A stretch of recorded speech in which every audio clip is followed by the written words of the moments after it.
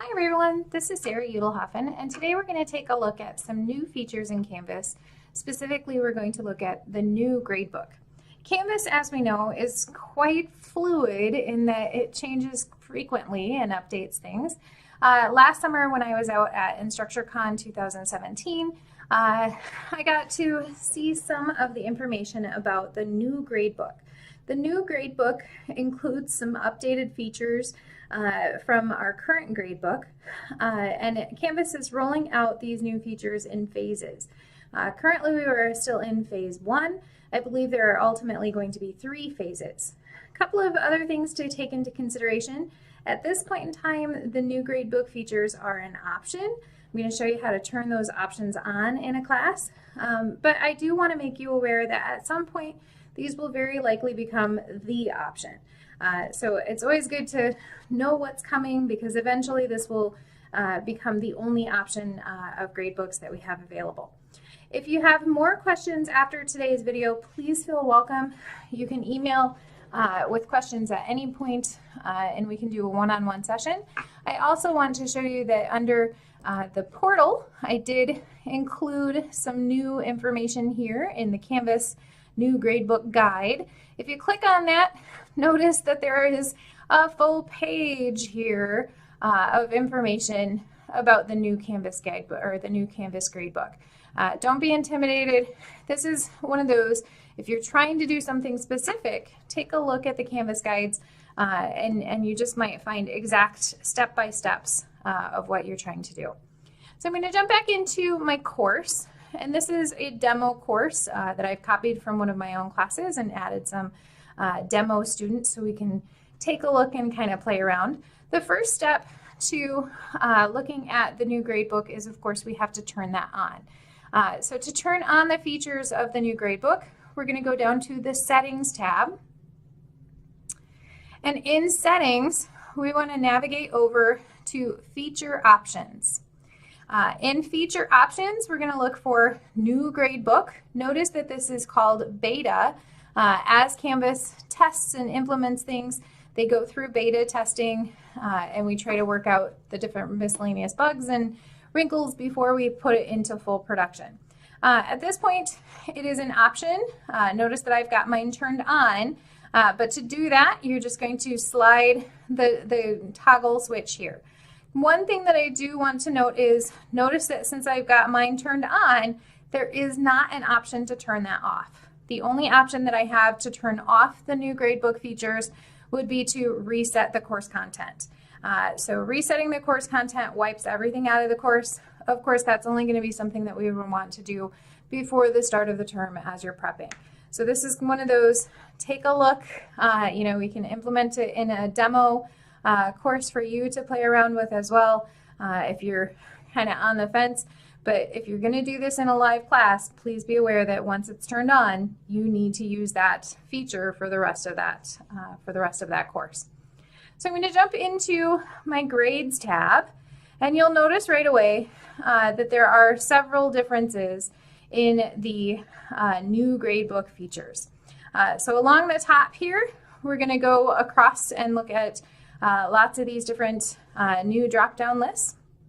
So the first one here is the gradebook, and the gradebook we're going to see that we can get into individual view and also the gradebook history. Individual view we've had in the existing gradebook, and so individual view we can select specific students, we can select specific assignments, and we can view how is that student doing on a given assignment or on, in general. So we can look at, all of the assignments for that student. So this is very similar to what the students themselves will see when they go into the gradebook. If you're ever curious to see what your students are seeing, I always am a big fan of looking at the student view. You can access student view from either your course homepage or likewise also from the settings page. Coming back into the Grades tab, if I move back then into the regular gradebook, it'll cycle in, and then I can look at the gradebook history. I also think that the gradebook history is kind of an interesting tool, especially if you maybe are co-teaching with someone else. where you're looking to see what someone else has graded or why a grade has changed, and perhaps you didn't change it. If you're the only instructor in a course, you're the only person that has access to those grades. But you can see what happened, the before and the after, and what their current scores are. So it does give you a nice little time stamp of what's going on and who did what. All right, so jumping back then again into the grades, that is our gradebook drop-down list. If I look at the View tab, I can change what order I'm going to look at. So I can move things around. Default order is going to fall in the order that they are listed on your assignments page. So if you go to the assignments tab, the order that you've got things listed is how they will fall in your gradebook. And you can rearrange things there, or you can rearrange things here in the gradebook as well.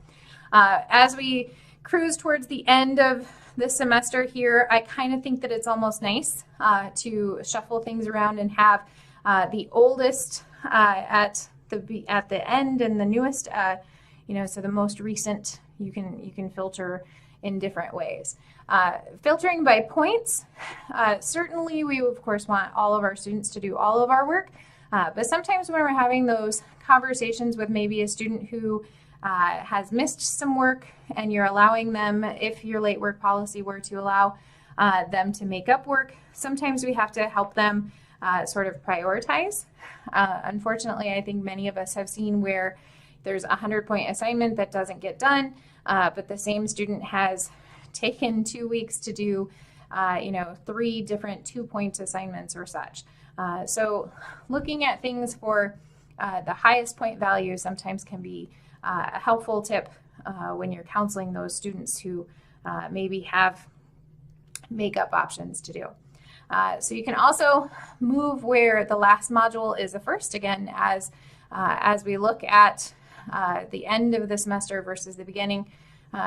Sometimes what you're looking for shifts around. Filter groups, notice that I've got all 3 of my groups here, my filter groups clicked. If I unclick these and start from the beginning, notice that my toolbar here, or my menu up at the top, is clear, and as I add different filters, those are going to create more drop-down lists. So I can look at only the case study project, and it's going to bring that in, and it will only look at that. And then I can see my totals, so I can toggle those back and rearrange. If I add another filter, I can filter by module. So maybe I want to look at only workbook exercises, and I only want to look at module 13. So I can shuffle that way. Again, if I bring those all back, undo the filters. I can also filter by section. So notice here right now I've got my secondary ID set to show me my course section that the students fall into. So if you have a reserve section, or perhaps you've combined a couple of sections into the same course, you can filter those, and maybe I only want to grade one section of my students at a time. So you can do all sorts of different filters in that manner. All right. One thing that I will say about the filters is that if I filter and remove different assignments from my list, if I leave the grades tab and come back, those filters will stick. So don't be alarmed and think, oh my goodness, somebody deleted all my assignments. You've just applied a filter. So you're going to want to make sure and either blank those filters or make sure that you understand what you're looking at when you come back in. Still under the View tab, I can also look at statuses, and we're going to review more of this in just a bit, but the different statuses are going to apply to submitted work within Canvas. And that's a really important distinction. Submitted work means that the student has either completed work or submitted a file or some sort of work to an assignment Dropbox within Canvas. If you have face-to-face classes and you're having paper homework or in-class activities, those will not count as submitted work. When you set up the assignment and you set that up as no submission or offline submission or on paper, those will not, the Canvas system is not going to recognize those as being missing because there's nothing being turned in, submitted through Canvas. So late, of course, is going to apply to your due dates. So if you have a due date of, Monday, today is Tuesday, and the student submitted it today, that would be marked as late and show up with the blue tone color in your gradebook. In the student view, they would have sort of that oval lettering and it would say late on their side. Missing, likewise, after an assignment is due, if there hasn't been a submission from that student, it would be marked as red and it would mark as missing for the student. Resubmitted, maybe you've got a student that they did something and you gave them the opportunity to resubmit for a higher grade or a redo, or maybe there was a plagiarism issue and you're requiring them to resubmit. That would show up as a resubmission in green. Dropped is going to be in relation to your assignment group rules. So if you have an assignment group, let's just say workbooks, and if that assignment group workbooks is set up on the assignments tab to drop the lowest 2 scores or drop the lowest score or some such, that would apply the dropped status here. And then excused is something that if you have a student that you have worked out why they didn't have to do an assignment, maybe it was an alternative assignment or some such, excused would be something that you could assign so that they would see and you would see what's going on with that. On the status tab, notice that there's the 3 dots here for the settings. You can change your color scheme. So again, you can change the color to match whatever your scheme would be. If you are familiar with hex codes or hex color codes, you can also change your hex color code number here and have it be whatever you would like it to be. If you're not familiar with hex color codes, you can Google it and find those codes and you can make it whatever shades of the rainbow you would most identify with those statuses. All right, so getting out of there, again, you can change any of the colors. You can rearrange those however you would like. All right, the last part of the view column here are notes and also unpublished assignments. The notes column, notice that I have my notes column here toggled. Notes column are not viewable to students. These are only viewable to you. That being said, I still, of course, would encourage you to only put items there or information there that you wouldn't mind being discovered if anyone should do so. The other thing about the notes column, I would say if it's something that is related to retention or something that would be important for the advisees to know, or the advisors rather to know, I of course would encourage you to use Dropout Detective because that would then document that for the student advisor so that they can interact and help as well. If you come back up to the view list and untoggle the notes column, that column will disappear, but the notes do stay. So then if you come back and add that notes column back in, you can review the same notes.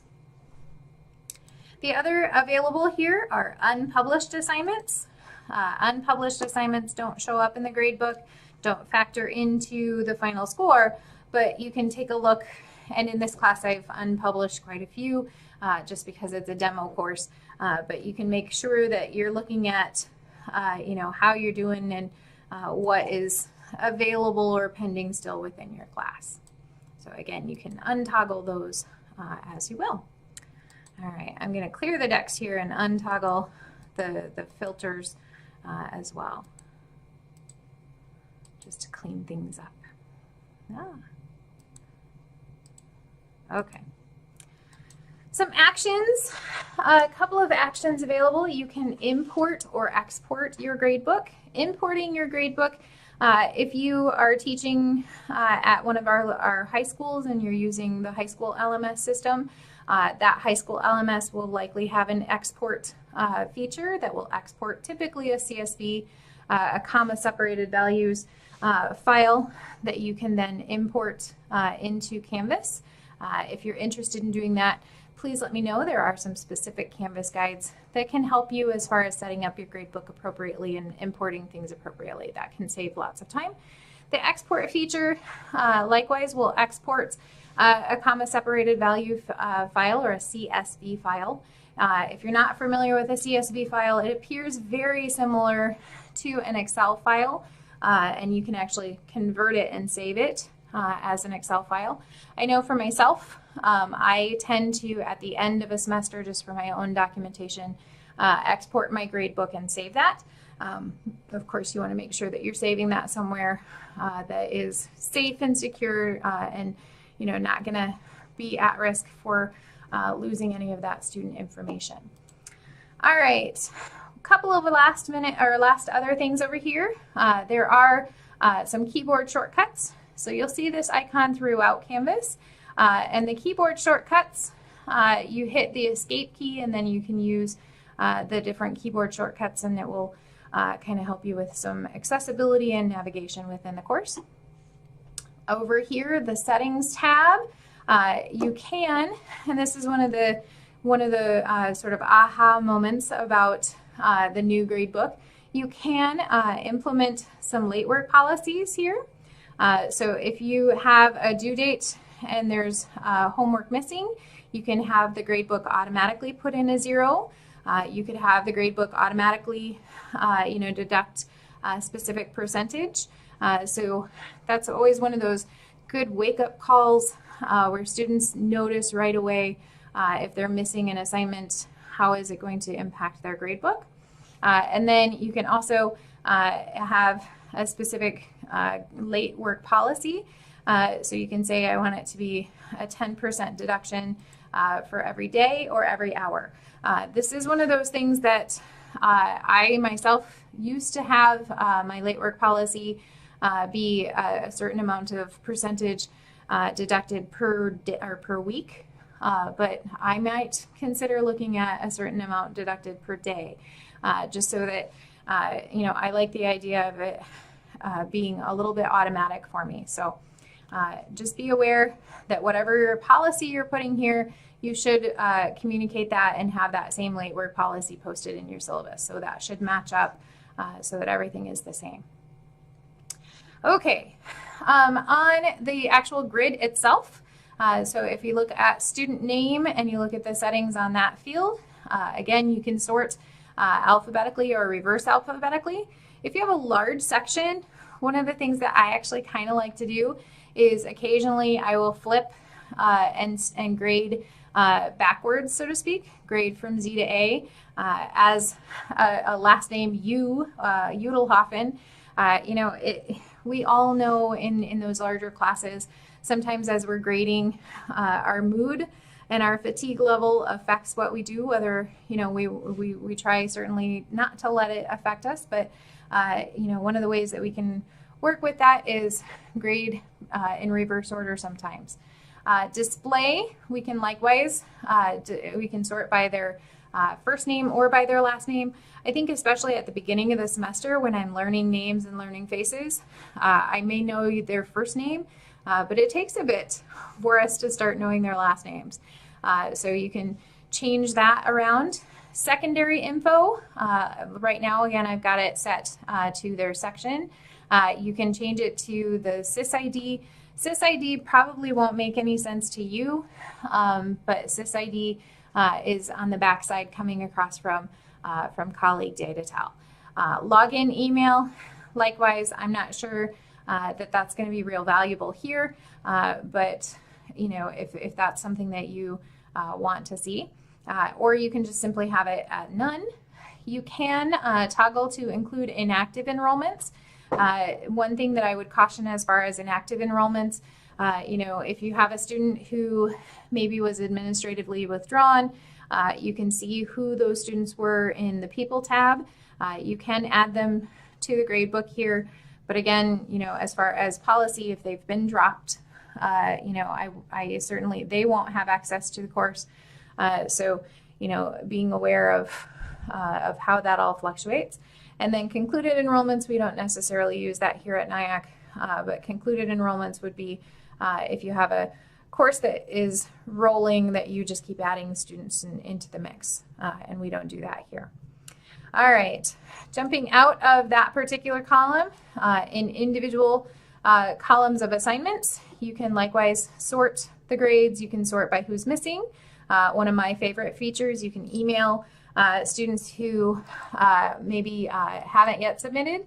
I like to do this, you know, if I have a test due at midnight on a specific day, before I leave work that day, I email anyone that's got it missing, kind of say, hey, don't forget. You can also email anyone that has gotten a low score. You could say, make sure that you set up an appointment to review this with me. Or you can email those that got a high score. Positive reinforcement. Sometimes I think it's easy for us to forget that the good messages are helpful also. All right, so I'm going to cancel out of there. You can also set a curve or set a default grade. I myself am not a big fan of setting a curve. As the warning here says, it is, once it's done, it's done. So if you are going to curve a grade, make sure that you know what you're doing. There are Canvas guides that will expand on that information. Setting a default grade, you can set the default grade to be 0. I would certainly caution on that. If you have students who are still submitting work, you wouldn't want them to believe that they didn't have that opportunity to submit work. You can mute an assignment. Muting an assignment removes it from the student view. You can still work on the assignment and such. The students will see that the assignment has been muted, so just be aware of that. Nothing tends to raise the alarm bells more than they think they should be able to see a grade, but it tells them that it's muted. So if you're going to do that, I strongly encourage communicating what's going on with the students. And then how you enter the grades, whether you want to enter the grades as a percentage or as points. These settings, of course, can also be modified in the assignment settings.